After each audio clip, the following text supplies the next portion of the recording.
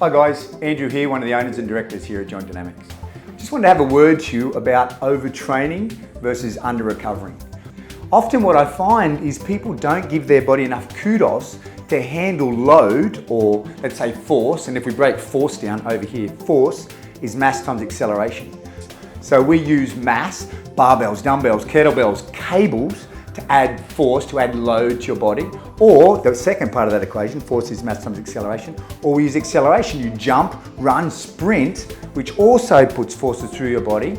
So sometimes, believe it or not, training harder is training smarter. Because when you train hard and get optimal recovery, what is recovery?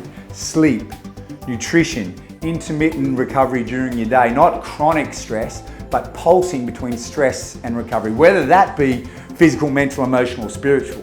The body loves stress and recovery, and we flow between stress and recovery. We can call that energy management, because when you train hard, the body goes away and you get recovery, and we go through something called supercompensation. You build tolerance. So next time you come back, we add more load, whether that be mass or acceleration. Your trajectory for development continues to trend upward. Of course, the vicissitudes of success in Hong Kong, you travel, people work a lot, but that's when we look at, well, let's bring it under the scope of you're not overtraining, you're under recovering. Look at how much sleep you get, how much rest you get when you're not in the gym, when you're not on the track, when you're not playing sport with your mates, and then step away and go, you know what? I'm selling my body short if I'm saying that this is overtraining.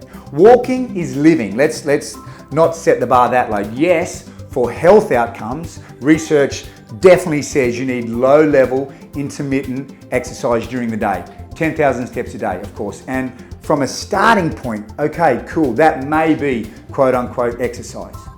We need to physically stress our body and allow recovery. You build your capacity to deal with life. Life becomes easier. It's almost like we need to work out what is the minimum load that we need to get a therapeutic response, and what is the maximum load that is safe according to the needs of your life. If you play sport, we need to analyze, there needs to be a needs analysis of the types of stress that go into your body physically. Is it heavy, a contact sport like rugby with changing directions, or is it a low intensity sport where you're running on a flat surface for marathon?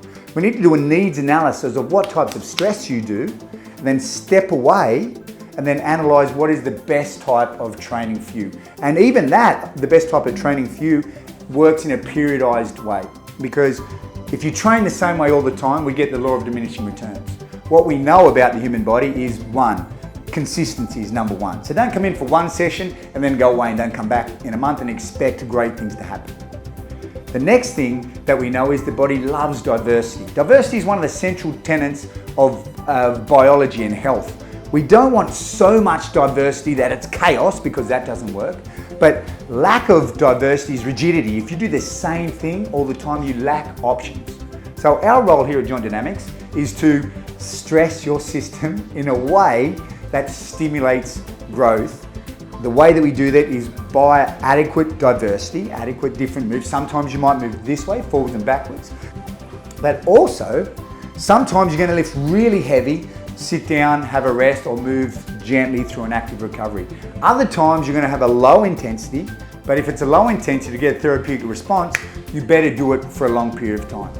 So that's the part where I ask you to leave it to us. Yes, analyze your lifestyle, and if you are feeling tired, sure, it can come up that maybe you're overtraining. But I'd also like to look over this way and say, hang on a minute, am I really overtraining? Am I that deconditioned that I can't handle the stress that I'm currently putting my physical body through? Most of you, I'd say, I don't think so. There's some of you, of course, train really hard. But I ask you to look this way and say, hang on a minute, maybe I'm under recovering. How about I analyze the types of food that I put in my body? How about I analyze the amount of sleep that I put in my body, another form of nutrition, even the way that I breathe. All of these ways are ways that you can recover, so we can train harder, which is actually training smarter. See you in the gym.